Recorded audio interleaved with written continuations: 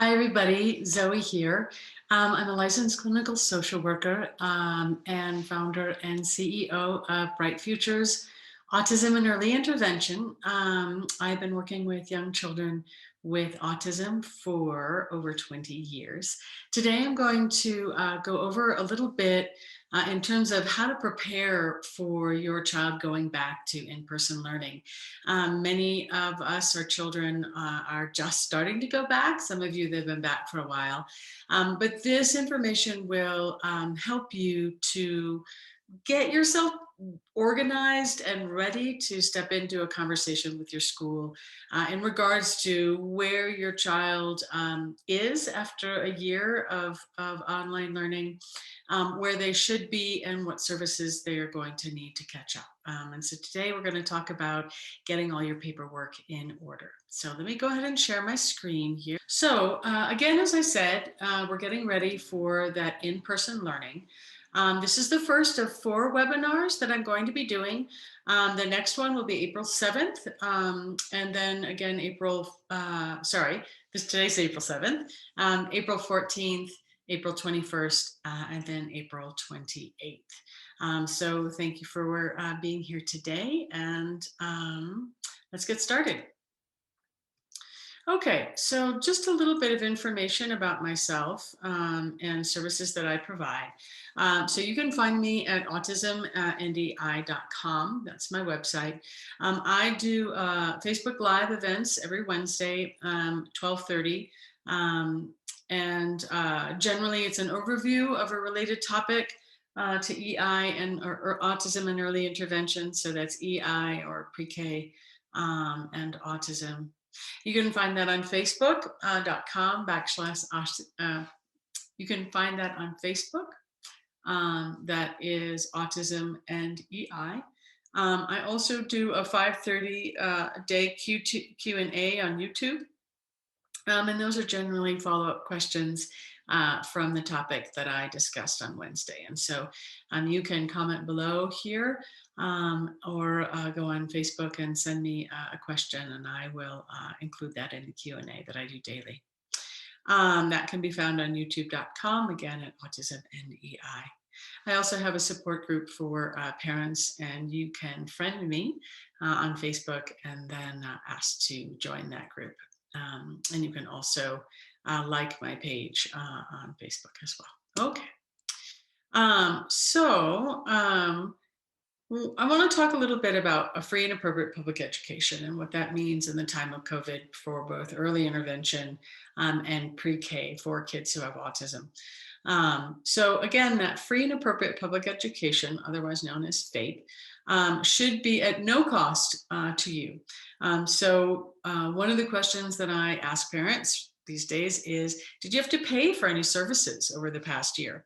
And if you paid for ABA, or if you paid for speech or OT or anything like that, the question is, why did you pay for it? Some parents have had to pay for it because it wasn't being provided by the school, even though it was on the IEP or IFSP for that matter. And again, that IEP is the Individualized Education Program, and that IFSP is the Individualized Family Service Plan. And that IFSP, that Individualized Family Service Plan, is for children who are in early intervention services. They're under the age of 3. And then that IEP, that Individualized Education Program, would be for children 3 to 5. It's actually 3 all the way up through 21, but I'm going to be specifically talking about that 3 to 5. So if there are services that you paid for this year because the school wasn't providing them, there's a good case for getting those services paid for by the school. And that will be something that I will revisit as we move through these series for webinars in terms of how to go about that. But it's important to know that those services should have probably been part of that free and appropriate public education. So your child is entitled to an appropriate education, right? Free and appropriate. It's not free and the best. So when you're talking about the services that your child needs in order to either move well through their daily life, right, for their 0 to 3, or to access their educational environment for their children 3 to 5. It's appropriate, right? So what are the services they need to do that would allow them to move through that environment as their age, same age peers, right? They're not entitled to a stupendous, extraordinary, wonderful education, although we would hope all children would be getting that, right? But just in terms of the language that you use when you're talking to the IEP team, you want to use appropriate and not best. And what's meant by appropriate is moving your child towards catching up with same age peers, as I said before, right? Getting him or her ready to go to school, right? If your child is 0 to 3, or getting ready to go to kindergarten, so that they can succeed throughout their educational career. Okay, and then it must be individualized, right? So no cookie cutters, no, that's not what we do here. No, well, we have what we do for kids who have a diagnosis of autism. It must be individualized based on the information that the IEP team, that individualized education program team, has, right? And that team includes you and any other people that you want to be there. So over this past year, the requirement has been that schools or early intervention programs have to provide all the services that were on that IEP or IFSP prior to the COVID restrictions going into place to the greatest extent possible. And again, drives me crazy when that's kind of tagged on the end, because who decides that, the greatest extent possible? But the answer to that is, in my opinion, and again, I'm not a lawyer, but I've been doing this for a while. In my opinion, is that it's really up to the IEP team, right? Of which, again, the parent, is one of the main members of that team. So whether it be before, during the time of COVID, or after, your child is entitled to a free and appropriate public education in the least restrictive environment. Okay. All right. So advocating equals access, right? So if you want your child to get their needs met, for the most part, you're going to have to learn how to be a good advocate and negotiate that process with your child's school. In my opinion, again, you can't have one without the other. Okay. Advocacy, one without the other. Again, advocacy equals access. So what is successful advocacy? And I'm just going to go through this fairly quickly to just to kind of go over. So organization, we're going to talk about that today. Create a paper trail, we're going to talk about that today. Knowing your child, we're going to talk a little bit about that today, just in terms of where your child is, what skills they gained, what skills they lost, what they're going to need for the next year to catch up, and actually not only catch up, but continue to gain skills. So at the end of this year, coming year, they're not a year behind.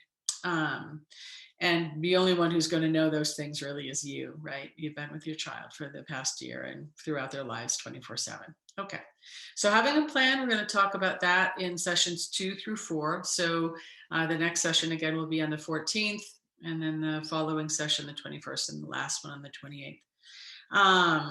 And know when to get help. And I'll talk a little bit about that today, just in case this is the only webinar you're able to catch, but I'll be going through that too in the next 3 sessions.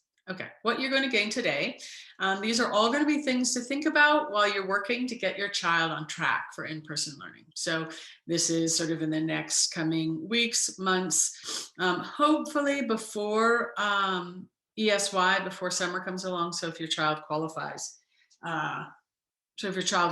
for that, you can get it.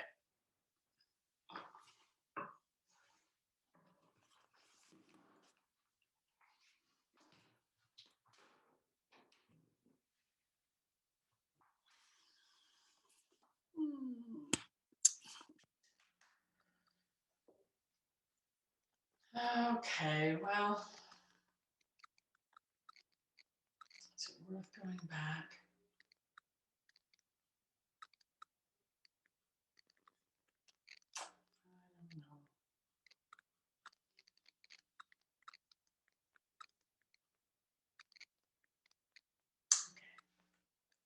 So what we've gained today. Things you can think about while working to get things together for your child in terms of supporting them for the rest of this year, through the summer, and then into next year. So get a pen and a notebook, legal pad, and take notes. Here we go. Okay, getting organized.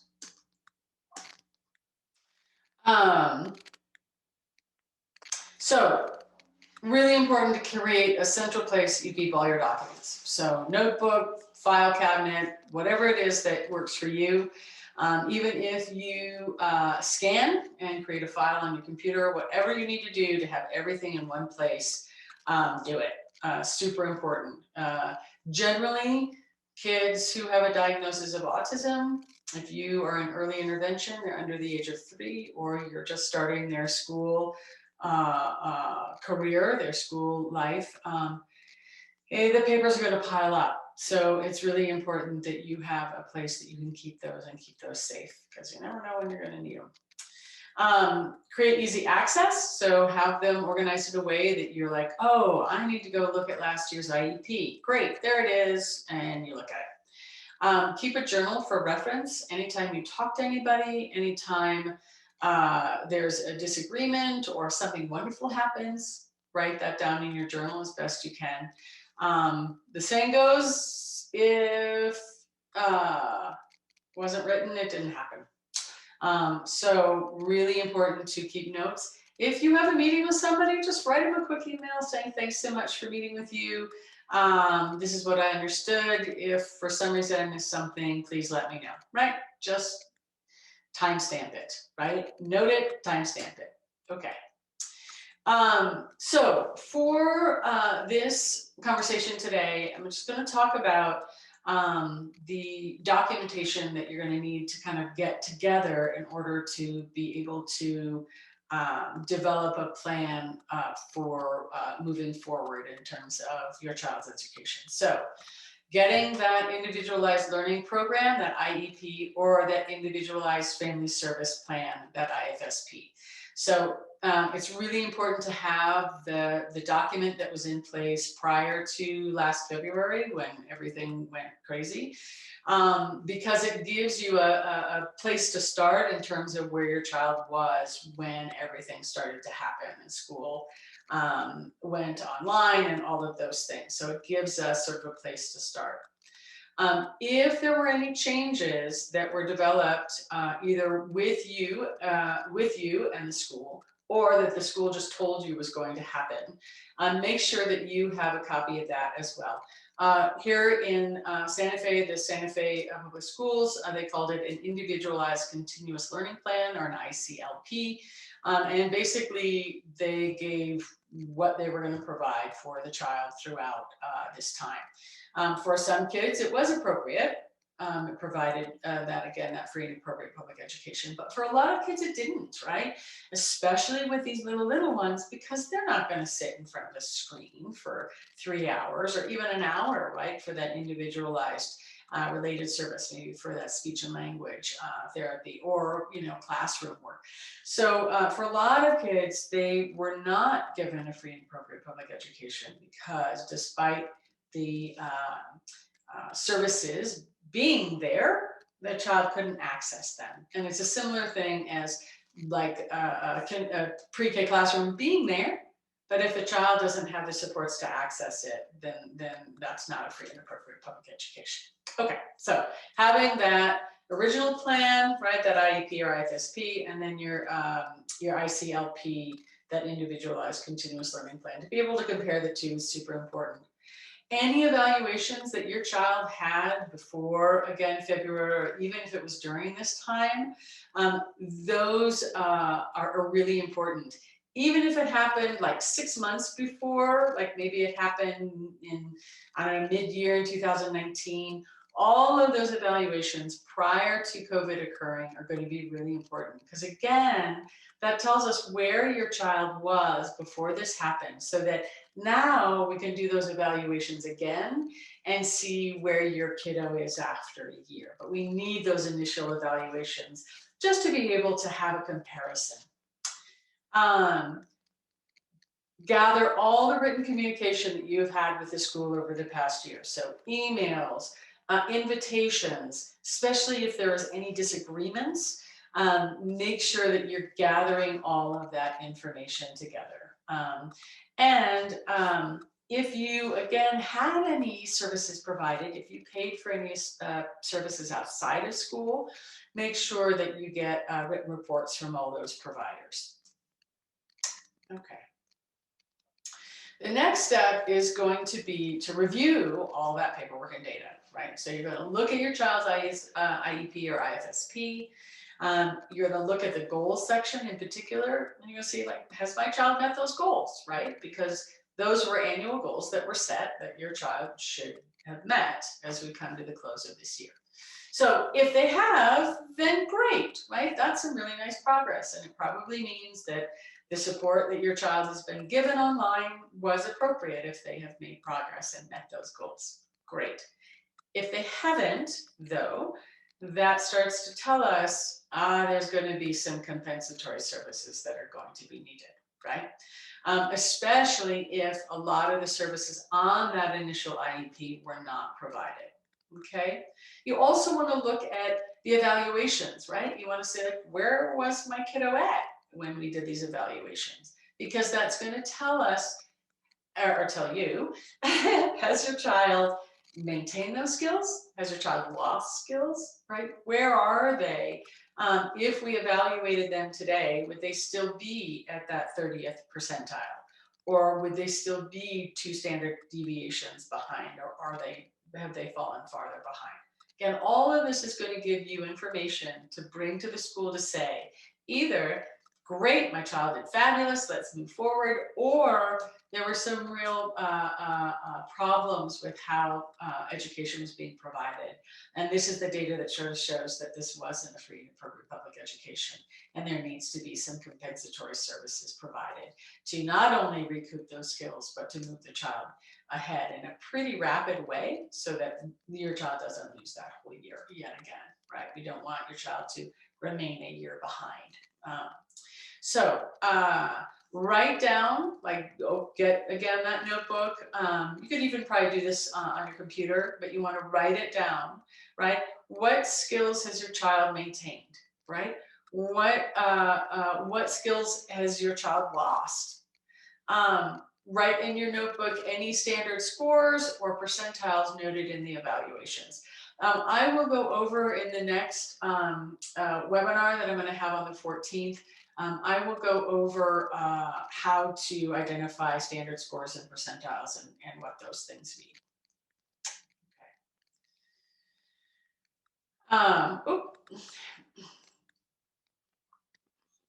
Okay. So one of the things we're trying to get to in this process is, what are the skills that your child should have now, right? How should your child be moving through the world now, were COVID not to have happened? So in this past year, if things had remained without COVID, what would your child be looking like these days? And where would we expect your child to be in another year, right? So as I said before, you're going to note specifically the goals that were set on that last IFSP or IEP. And did your child meet those goals, right? And again, if they did, great. And if they didn't, there's some work to be done. Okay. Another piece that's going to be really important to look at are, what are the services that were provided, both in terms of that initial IFSP or IEP, and then during the time of COVID over the past year, what services were actually provided? So if your child needed an hour of speech a week, was that hour of speech provided? If your child was going to receive 4 half days of specialized instruction in a special education classroom, did they receive that online? If they didn't, right, then that's kind of where the compensatory services conversation starts. If they did receive it, but weren't able to access it, right, if the services didn't help your child learn, then it's debatable as to whether those services were valid at all, right? Because if your child wasn't able to access, attend, be present, and learn from it, that's not a free and appropriate public education, right? If a child has an IEP, it means that they need certain accommodations to be able to access their educational environment. If that educational environment is via online, if they're not given the supports to do that, then it's not a free and appropriate public education, in my opinion. Again, not a lawyer, but that would be the conversation that I would bring to the table if you seek legal counsel. I was going to say something else along those lines. It's really important that parents don't feel like if your child didn't learn, it was your fault, right? This idea of synchronous and asynchronous learning. Synchronous means that there's somebody online, sort of, I don't know, there to provide some sort of learning opportunities, right? And asynchronous means you're given something to do with your child. In what my experience has been with families is synchronous means parent facilitated, right? Because you still got to get your kid to sit there in front of the screen, or parent as special education teacher. And neither of those roles are appropriate. Obviously, as parents, we want to help as much as we can, but it is not your responsibility to make sure that your child is able to access the online learning any more than it would be your responsibility to make sure that your child accessed their learning in school. Again, were online services an appropriate education for your child? Most parents know, right? It either worked or it didn't. There's very few instances where it's like, oh yeah, it worked in this area, but not in this area. And sometimes it is. Sometimes you have a therapist who's just great and animated and wonderful. And so there might have been certain things that were presented online that worked better than others. So I guess it can be a mixed bag, but for most families that I've talked to, it either worked or it didn't. Okay, create a paper trail.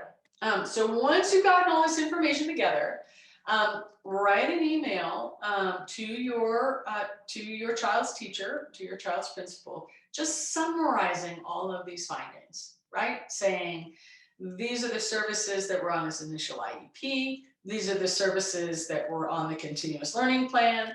These were the services my child actually received. These are the services my child didn't, right? These are the goals my child met.